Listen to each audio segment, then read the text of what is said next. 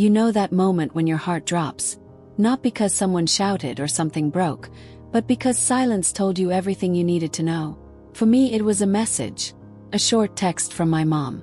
"Hey sweetie, just a heads up, we're keeping Christmas simple this year. Money's tight. Just the essentials." First, I didn't think much of it. We all have tough years. And Christmas, after all, isn't about the presents, right?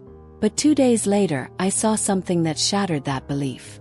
While my twins were unwrapping handmade gifts and we were eating leftover pasta for dinner, my sister's kids were sitting under a 10-foot tree, surrounded by glittering boxes, opening brand new iPads and luxury sneakers. I wasn't angry they got more. I was devastated we weren't even invited. No call, no message, just erased. And that was the moment I stopped pretending I mattered to them. Hi, my name is Jessica. I'm 34 years old, a mom to 2 wild, wonderful kids, and I used to believe that family, blood family, was forever. Even when I was overlooked, even when my sister got the spotlight and I got the leftovers, I told myself it was just how things were, that maybe one day things would change. But this past Christmas, something inside me broke, and I think maybe, just maybe, that break saved me. Because this isn't a story about losing family. It's about finding peace. It's about choosing yourself, especially when the people who are supposed to love you the most simply don't. So let me tell you how it all began. With a message, a quiet Christmas, and a truth I could no longer ignore. It started with a simple text. I was folding laundry, half distracted by the sound of my twins chasing each other down the hallway, when my phone buzzed. A message from my mom lit up the screen. "Hey sweetie, just a heads up. Christmas will be simple this year. Money's tight.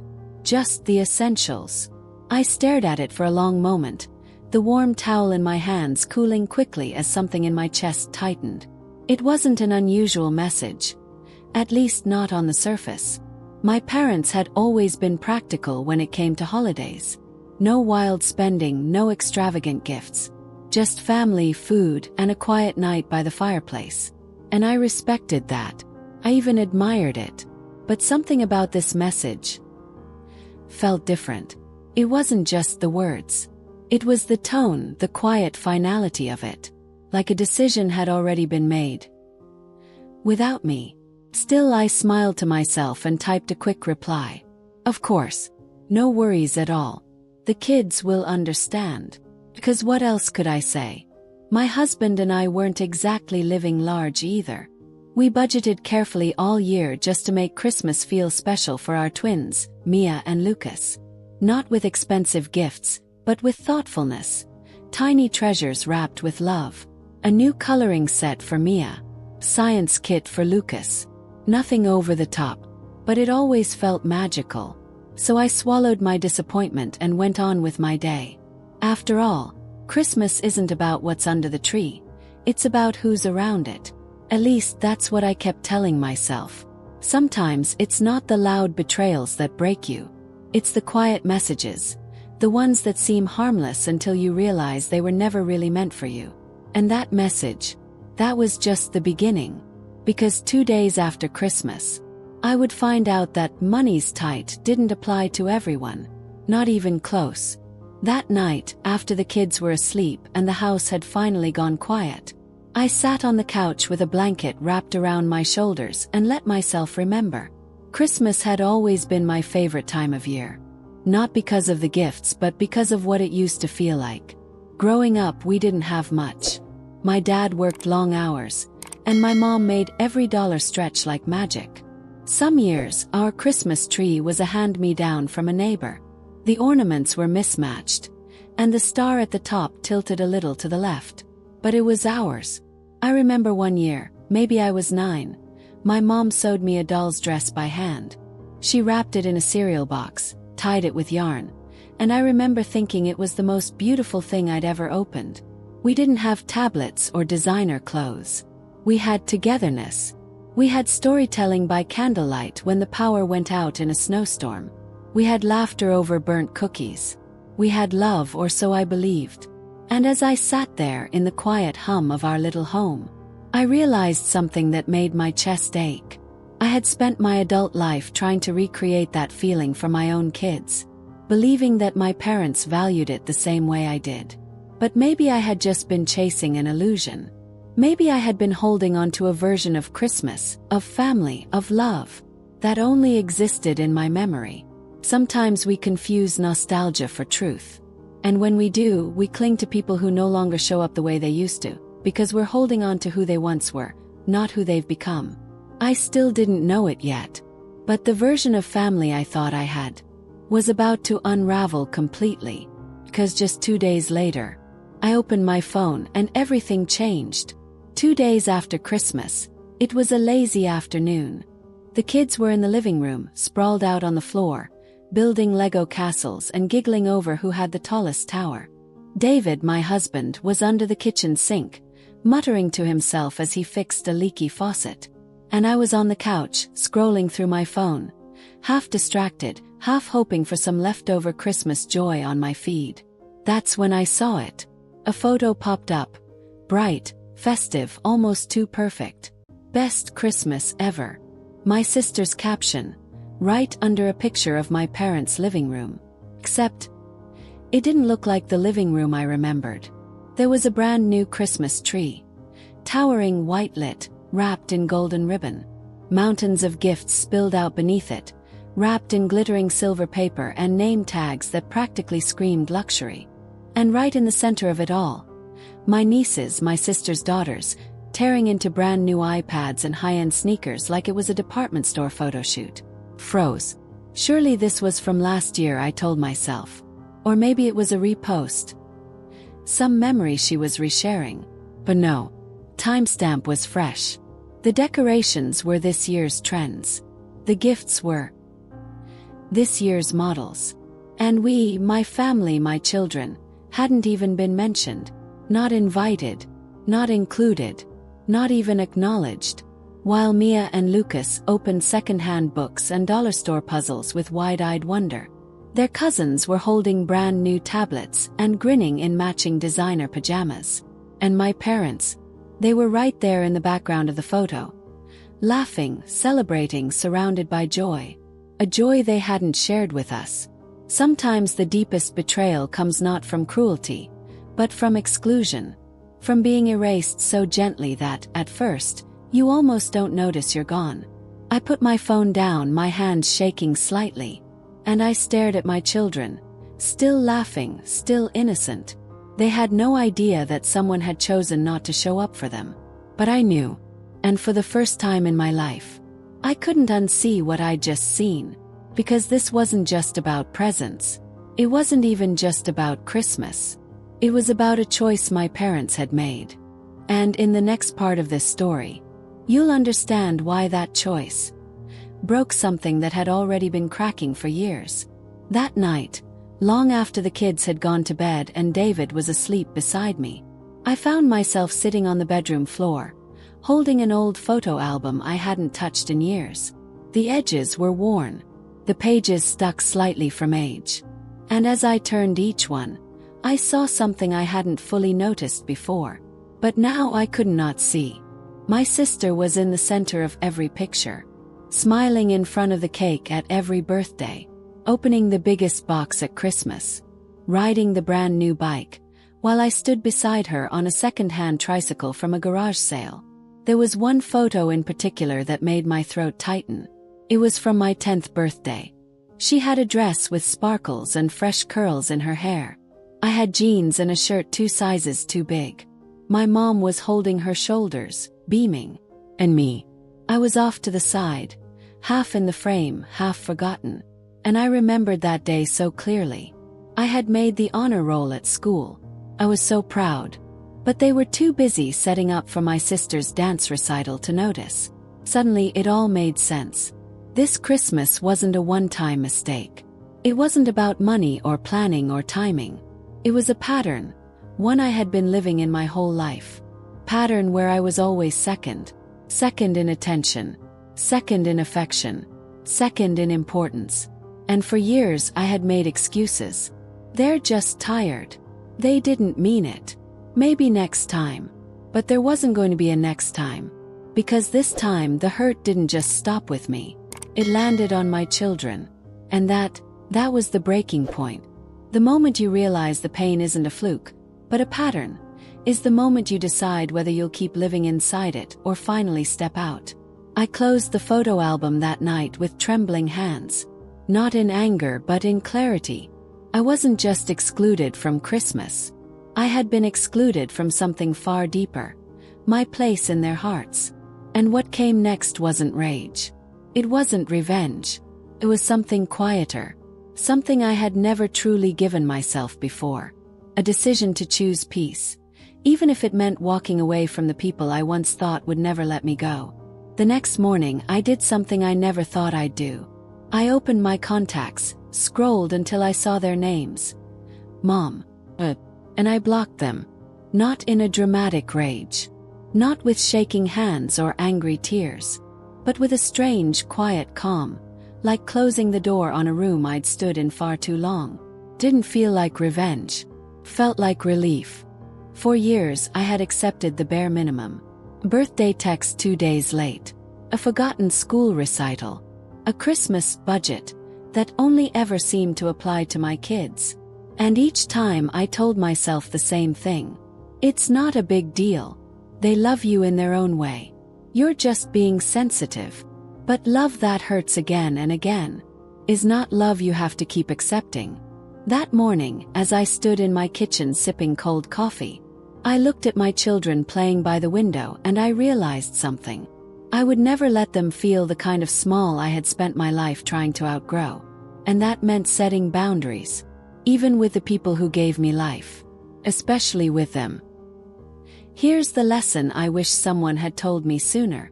Boundaries aren't walls. They're doors. Doors that you get to lock or open, based on whether the people on the other side are willing to treat you with care. Later that day my sister called. I didn't answer. Then she texted. I saw you blocked Mom and Dad. What is wrong with you? Not, are you okay? Not, can we talk? Just blame. Just noise. I stared at her message for a long time before turning off my phone. And for the first time in my life, I felt something I hadn't felt since I was a little girl sitting on the sidelines. I wasn't begging anymore. I was done explaining my pain to people committed to misunderstanding it. Before we continue, I want to pause for a moment and ask you something. Have you ever had to walk away from someone you love? Not because you stopped loving them, but because you finally started loving yourself. If you've ever been there, I'd love to hear from you in the comments. Your story might be the reminder someone else needs today. Alright, back to Jessica's story. 'Cause what came next wasn't peace. Not right away. It was silence. And sometimes, silence can be just as loud as the words we never got to hear. Before I continue, I want to ask you something from the heart. Have you ever had to set a boundary with someone you love? Not out of anger, but because it was the only way to protect your peace. If you've ever been in a situation like that, if you've ever felt like the forgotten one in your own family, I'd really love to hear your story. Drop a comment below and let me know how this part of the story makes you feel. Sometimes just knowing we're not alone makes all the difference. Beach balloon. Alright, back to the story. At first, there was nothing but quiet.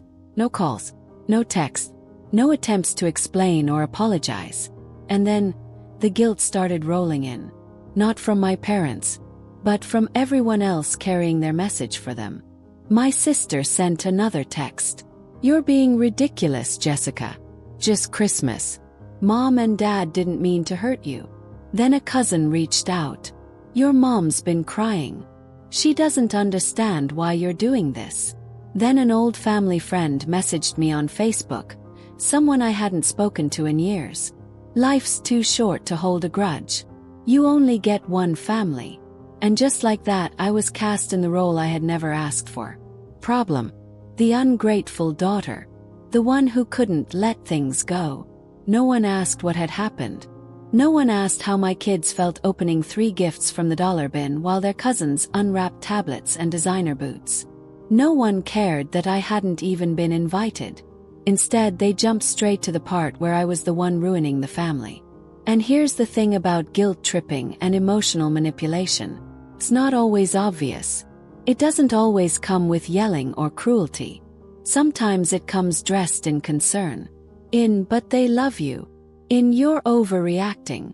But love without accountability isn't love. It's control. When you set boundaries, the people who benefited from you having none will call you difficult, dramatic, or even cruel. But that doesn't mean you're wrong. Just means you're finally right for you. David, my quiet, steady rock, noticed the messages piling up on my phone. One night after dinner, he asked gently, "Do you want me to say something to them?" I shook my head. No, because it won't change anything. They don't want to understand. They just want me to fall back in line. He nodded slowly, then reached for my hand across the table. "Then I'm proud of you for not folding." And I felt it in that moment, something shifting. I wasn't fighting to be heard anymore. I was choosing to be free. But I still had one more thing to do. Because while everyone was busy defending my parents, no one had stopped to think about what my children had learned from this. And I knew I needed to talk to them. Openly, honestly, and gently. Because breaking a cycle doesn't end with walking away. It begins with telling the truth. The next morning, I poured cereal into 2 little bowls, added a splash of milk, and sat Mia and Lucas down at the kitchen table. Their legs swung from their chairs. Bedhead. Pajamas. Totally unaware of the storm I'd been carrying in my chest. "Mama," Lucas said through a spoonful of Cheerios, "why didn't Grandma and Grandpa come for Christmas?" Mia looked up too. Her eyes were gentle, but full of something that made my heart ache. A quiet understanding no child should have to carry. I took a deep breath. I had rehearsed what I was going to say all night. Not because I wanted to turn them against my parents, but because they deserved to know the truth. Gently, honestly, and with love. "You're not in trouble," I started softly. "But I do want to talk to you about something important. About family." They both straightened up a little. "Family," I said, "isn't just about who we're related to. It's about the people who show up. The ones who love you, not just when it's easy, but even when it's hard." Mia tilted her head. "Like you and Daddy." Smiled. "Exactly. Like us." Lucas frowned. "But Grandma and Grandpa didn't come. And they didn't get us anything." I nodded, my voice catching. "I know, baby. And that's not your fault. And it's not because you did anything wrong. They were young. But they weren't clueless. Kids always notice more than we think. They just don't always know how to ask." "They love you," I said, because I still believed that, in their own limited way, they did. But sometimes people don't know how to show love the right way. And when people keep making choices that hurt us, we have to decide if we still want them in our lives. Mia was quiet, then whispered, "Like when someone at school keeps being mean and doesn't stop?" I felt tears prick my eyes. "Yes, just like that." She glanced down at her bowl, then up at me again. "So, are we gonna see them again?" Pause. I didn't want to lie. "I don't know," I said gently. "Not for now." Lucas reached across the table and held my hand. "Can we make pancakes now?" I let out a breathy laugh. "Yes, baby. We can make pancakes." They scrambled off their chairs, giggling and arguing about toppings. And I just stood there for a moment, soaking in that sound, lightness. Because in that moment, I realized something I hadn't fully understood until now. Telling the truth to your kids, even when it's hard, isn't about protecting them from pain. It's about helping them grow up knowing what love should feel like. And what it should never require you to accept. As the smell of butter and maple syrup filled the kitchen, I knew something was shifting, not just in me but in us. I wasn't trying to fix what had never been mine to fix anymore. I was starting something new, something honest, something whole. And then, just when I thought I had found peace in the silence, a new message came through. But this time it wasn't guilt. It wasn't manipulation. It was something unexpected. An open door I didn't know I needed. It was a Thursday afternoon in February when my phone buzzed with a name I hadn't seen in a long time. Aunt Linda. My dad's younger sister. She and I had never been especially close. She lived in a quiet part of town, didn't visit often, and had always seemed to stay out of family drama. Still, I hesitated before opening the message. After weeks of guilt-tripping and unsolicited advice from extended family, I braced myself for more of the same. But what I read stopped me in my tracks. "Hey Jessica, I know things have been rough with your parents lately. I just want you to know I see you. And if you and the kids ever want to come over for dinner, my door is always open.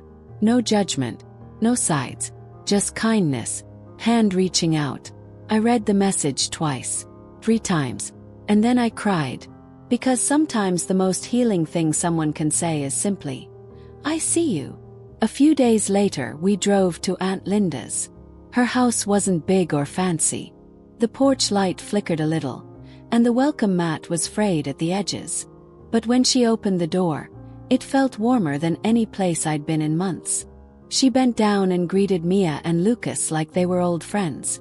"Hot chocolate's ready," she whispered like it was a secret. The kids lit up instantly. And for the first time in what felt like forever, I didn't have to fake a smile.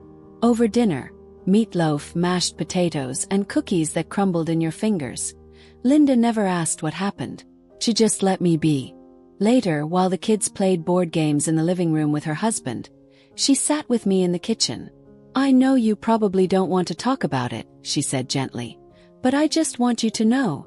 I don't agree with what they did to you. You didn't deserve that. Your kids didn't deserve that." I felt the tears rise again. "They don't even think they did anything wrong," I whispered. Linda sighed. "Of course they don't. They expect everyone to just move on, to forget.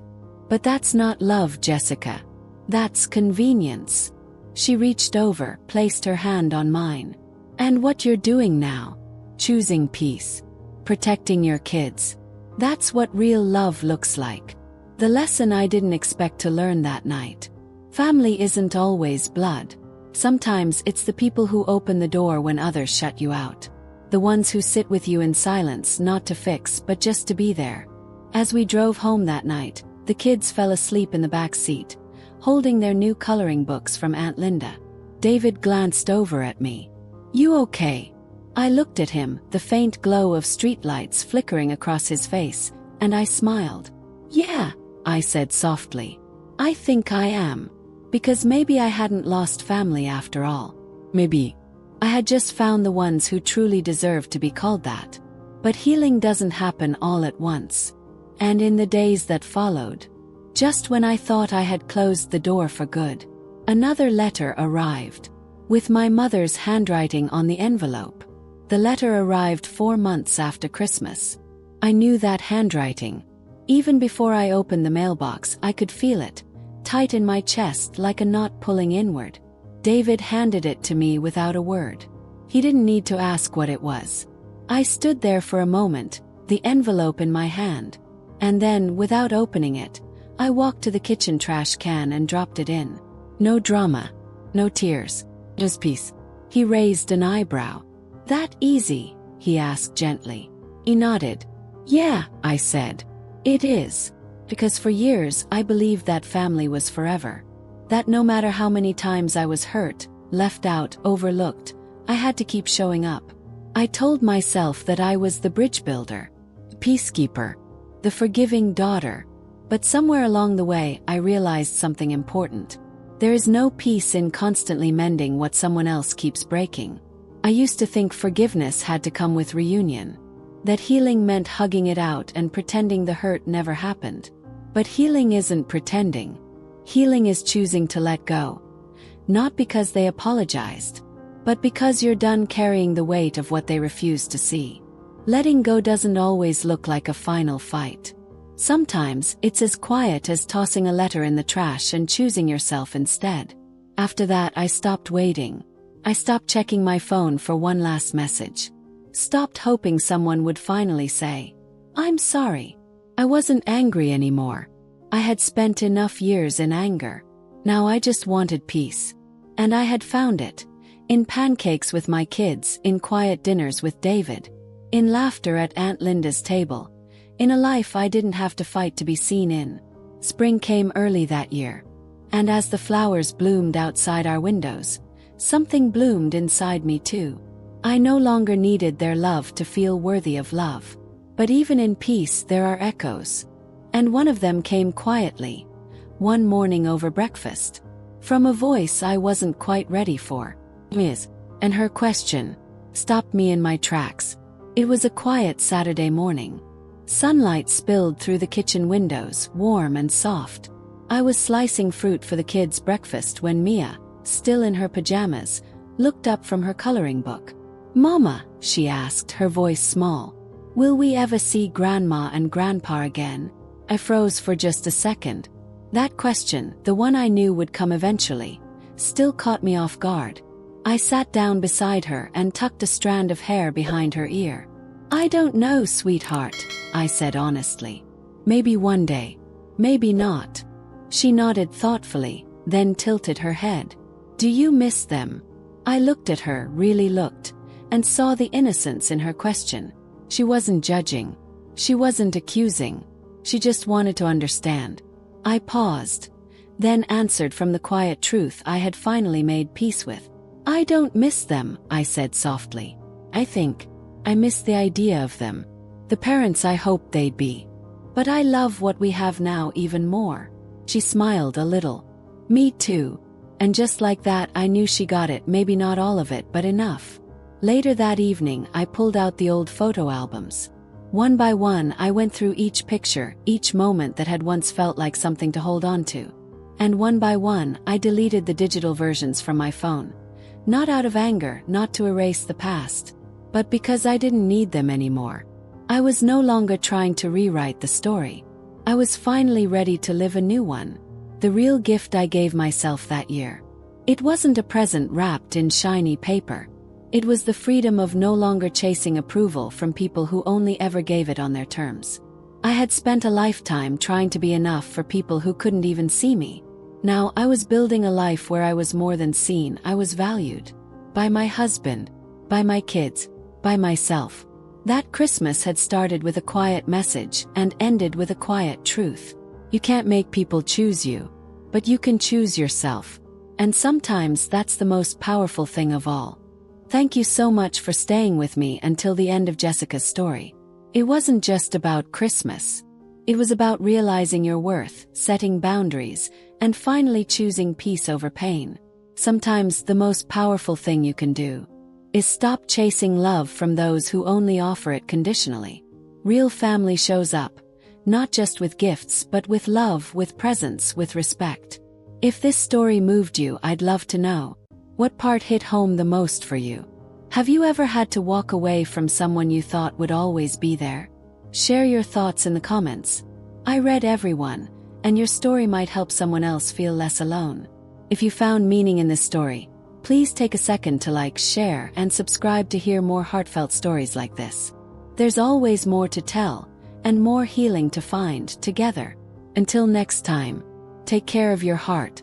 You deserve that much.